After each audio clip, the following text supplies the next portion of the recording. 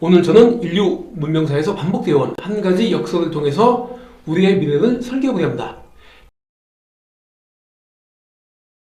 160년 전 1865년 영국으로 가보겠습니다. 당시 영국은 산업혁명의 심장이었습니다. 그런데 그 심장에 스스로 독약을 주입했죠. 바로 적기조례, 레드플래그 액트입니다. 마차를 끌던 마부들이 자동차라는 신기술에 공포를 느끼고 정치권을 압박하고 그들과 결탁해서 만든 희대의 악법이죠. 자동차 속도를 무려 시속 3.2km로 제한했습니다. 보통 사람이 걷는 게 시속 4km인데 자동차도로 사람보다 느리게 기어가라는 소리였습니다. 사실상 자동차는 타지 말라는 사용 선고였습니다. 더 놀라운 건 자동차 55m 앞에 붉은 깃발을 든 안내문을 세워 위험한 차가 온다 하고 외치게 한 것입니다. 마차의 말이 놀라지 않게 해야 한다는 명분이었죠. 늘 명분이 문제일 수도 있죠. 결과는 어땠습니까?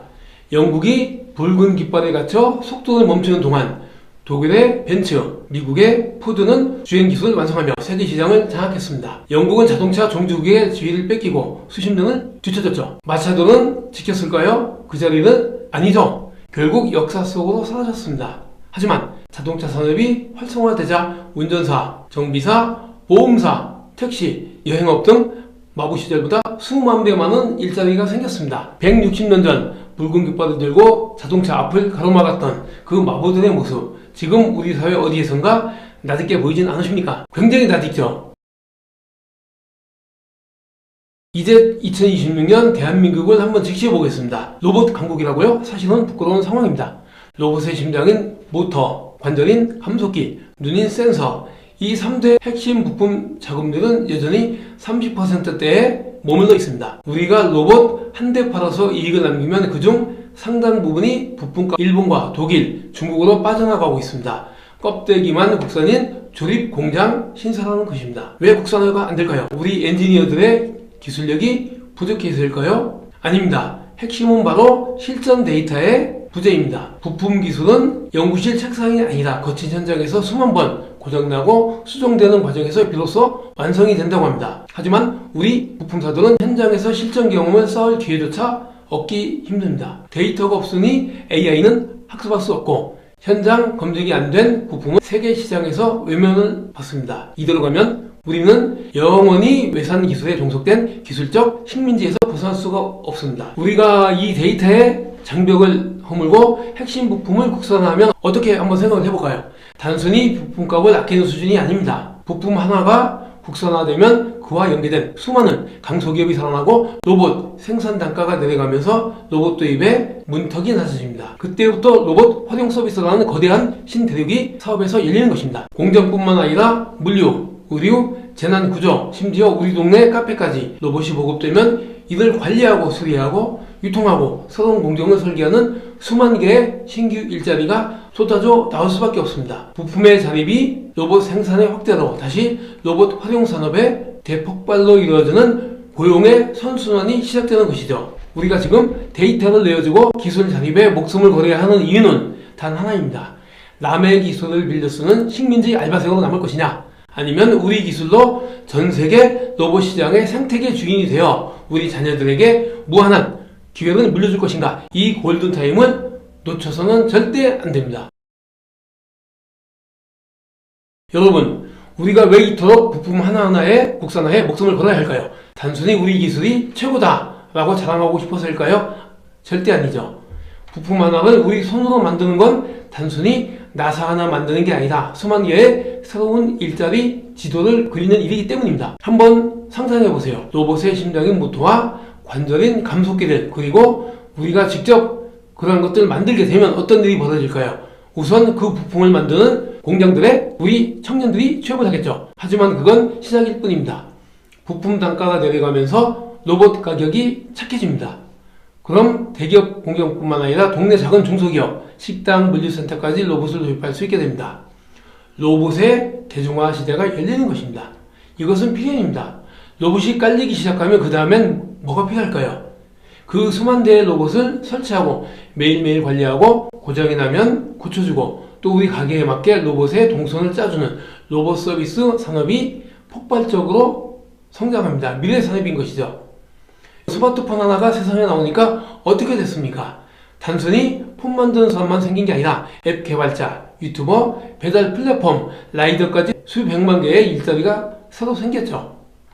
로봇도 똑같습니다. 부품 자립이라는 첫 단추는 잘 꿰어야 그 위에 생산이 살고 그 결과로 우리 자녀들이 뛰어놀 서비스화 활용이라는 거대한 일자리 신대륙이 열리는 것입니다. 이게 바로 제가 말씀드리는 기술 자립의 본득입니다. 남이 만든 로봇 사다가 조립만 해주는 기술 식민지 알바생으로 남으시겠습니까? 아니면 핵심 부품부터 서비스까지 우리가 다 해먹는 로봇 생태계의 주인이 되시겠습니까? 굉장히 중요한 시기입니다. 우리가 현장에 데이터를 내어주고 기술을 연마하는 건 단순하게 회사를 위한 게 아닙니다. 우리 손으로 만든 로봇이 전 세계로 뻗어나가고 그 덕에 우리 아이들이 전 세계를 누비는 글로벌 로봇 오케스트레이터가 되는 그 길을 닦는 일입니다. 그 선순환의 고리, 우리가 지금 여기서 시작해야 합니다. 여기서 우리 산업계 현대자동차의 팩트를 말씀드리겠습니다. 제가 왜 현대판 음세자라 비판하는지 보십시오. 과거 현대차 노사는 단체 협약에 정년퇴직자 및 25년 이상 장기 근속자 자녀 우선 채용 조항을 둔 적이 있습니다.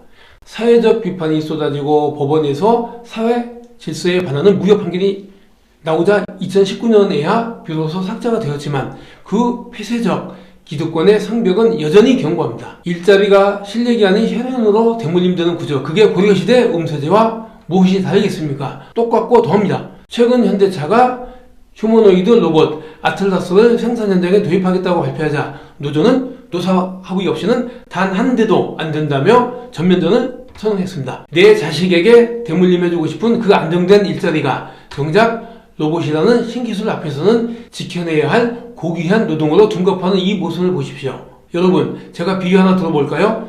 1970년대 후반에 이 땅에 커피 자판기가 처음 들어왔을 때를 생각해 보십시오. 당시 골목마다 있던 다방 사장님들 기분이 어땠을까요? 이제 우리 다 망했다. 저 기계 덩어리가 우리 밥줄 다 끊어놓는다고 밤잠을 설쳤습니다. 실제로 자판기 커피가 유행하면서 다방 매출이 줄어든 건 팩트입니다. 하지만 다방 업주들이 길거리에 나와서 자판기 부수고 투쟁한다고 세상이 바뀌었을까요? 절대 아니죠. 시대는 변합니다. 계속 발전을 하게 되어 있습니다. 자판기가 일자리를 뺏은 게 아니라 커피를 마시는 방식을 바꾼 것입니다. 방식의 전환인 것이죠. 그 결과 어떻게 됐습니까? 다방은 사라졌을지 몰라도 지금 대한민국은 전 세계에서 카페가 가장 많은 나라가 되었습니다. 자판기보다 수천 배 정교한 에스프레소 머신을 다루는 바리스타들이 생겨났고 그 기기를 만들고 공간을 파는 인테리어 전문가, 원두를 볶는 로스터들이 등장했습니다. 지금 현대차 노조가 아틀라스 도입을 막는 건 1970년대에 자판기 들어오면 다방 망한다며 밤잠 못 주무시던 모습과 다를 게 하나도 없습니다. 기술을 막는다고 그 밥그릇이 지켜집니까? 아니죠. 밥그릇의 모양이 바뀔 뿐입니다. 그 변화를 거부하는 건 자판기가 무서워서 카페 산업 전체를 포기하겠다는 소리와 똑같은 것입니다. 청년들이 현대차 채용에 수만 명씩 몰려 킹산직이라고 부르며 희망 고문을 당할 때 누군가는 성벽 안에서 기득권 세습을 꿈꿉니다. 이런 폐쇄적 카르텔이 유지되는 한 대한민국의 진정한 공정과 혁신은 자취를 감출 수밖에 없습니다. 실력이 아닌 혈연과 떼법이 기준이 되는 조직은 변화하는 로봇 시대에 결코 살아남을 수 없습니다.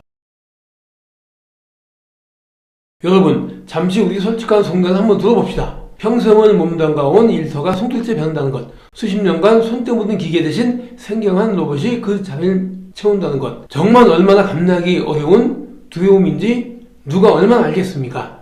160년 전 영국의 산업혁명 당시에는 그 마찰을 보는 마부들이 더 두려웠을 것이라고, 내가 과연 그 기계를 다룰 수 있을까? 내 자리는 사라지는 게 아닐까? 하는 그 절박한 공포는 인간으로서 너무나 당연한 것입니다. 하지만 우리가 지금 서 있는 이 자리가 어디인지 냉정하게 치셔야 합니다.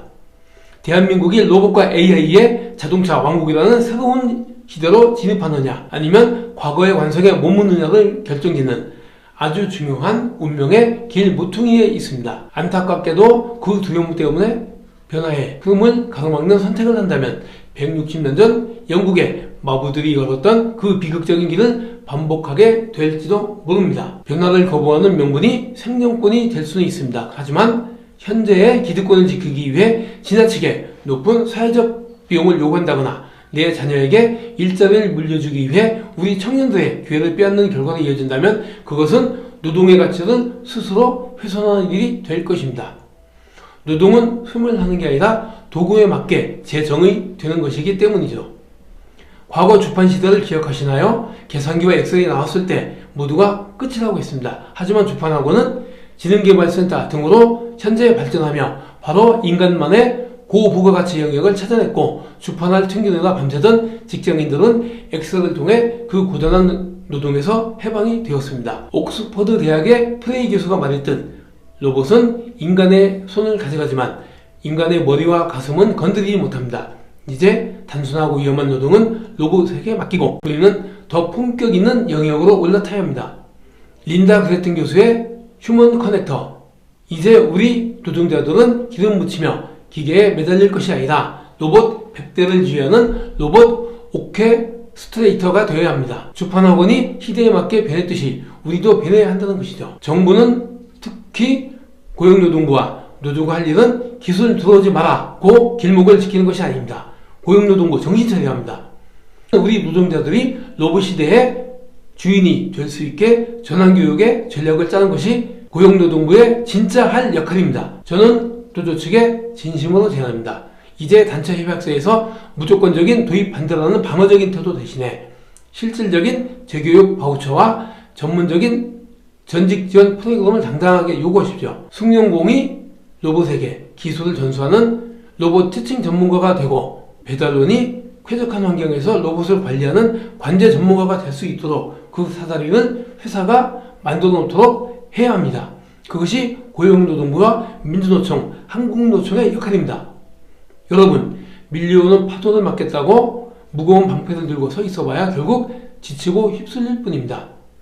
노동자에게 진짜 필요한 것은 그 무거운 방패가 아니라 파도를 타고 멋지게 나아갈 수 있는 서핑보드인 것입니다.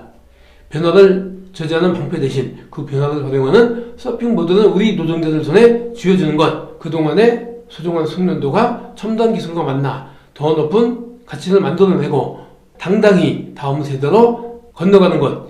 이것이 제가 믿는 대한민국 산업의 유일한 생존 전략이자 우리가 함께 만들어가야 할 진정한 의미의 노동 연착륙인 것입니다. 마지막으로 우리가 나아갈 글로벌 로드맵을 그려보고 여러분, 왜 우리는 이 좁은 땅덩어리 안에서 서로의 밥그릇만 쳐다보며 싸워야 합니까? 이제는 안방에서의 다툼을 멈추고 시선을 저 넓은 세계로 돌려야 할 때입니다. 우주 시대 아니겠습니까? 지금 전 세계를 보십시오. 선진국치고 인구 절벽과 구인난에 비명을 들이지 않는 곳이 없습니다. 미국 공장들이 멈춰서고 유럽의 물류가 마비되고 있습니다.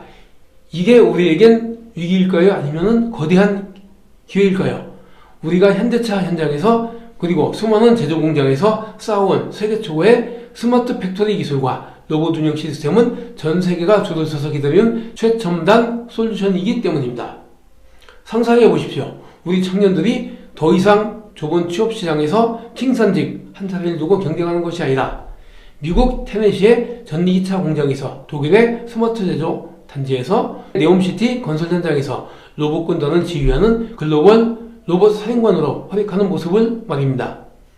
한국의 기술진이 없으면 전 세계 공장이 돌아가지 않는 시대, 그것이 우리가 꿈꾸는 제가 생각하는 기술강국 코리아의 실체입니다. 또한 로봇이 단순 노동을 대신하게 되면 인간에게는 엄청난 시간이 선물로 주어집니다. 그 시간은 어디로 갈까요?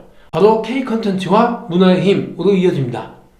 로봇이 물건을 나를 때 우리 청년들은 가상세계의 건축가가 되어 메타버스 속에서 새로운 도시를 짓고 전 세계인을 열광시키는 K컬처 경험을 설계할 것입니다.